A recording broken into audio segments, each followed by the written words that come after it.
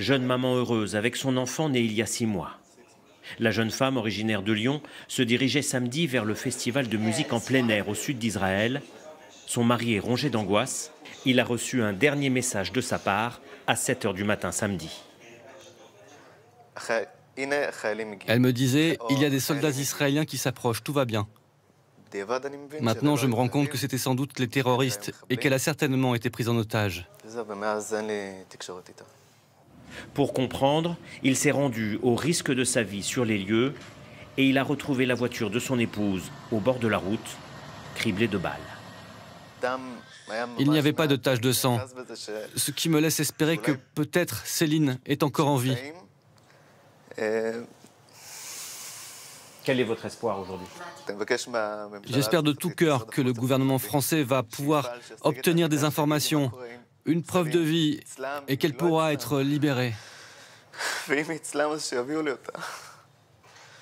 Sa famille n'a aucun contact avec le gouvernement israélien. Elle rappelle que Céline est malade et doit prendre régulièrement des médicaments. J'ai pas dormi depuis 48 heures, ma mère elle dort plus, mon père il dort plus, on mange plus. C'est horrible, horrible, horrible. Les victimes n'ont pas toutes été identifiées. Alors que la liste des otages pourrait bientôt être connue, la famille de Céline, elle, s'accroche à l'espoir.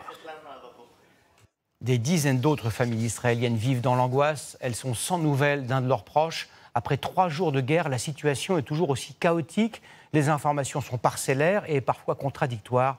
Joséphine de Franqueville, Alice Bacot et Élodie Dubosc. Sans nouvelles de leurs proches depuis plus de 48 heures, certaines familles craquent devant ce bâtiment de la police. D'autres apportent des échantillons d'ADN, des cheveux par exemple, pour tenter d'identifier les disparus. Autre lieu où chercher des informations, les réseaux sociaux. Des portraits de disparus sont publiés par centaines.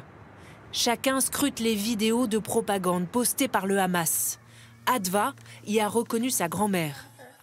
Une femme de 85 ans, assise à l'arrière d'une voiture, entourée par ses ravisseurs.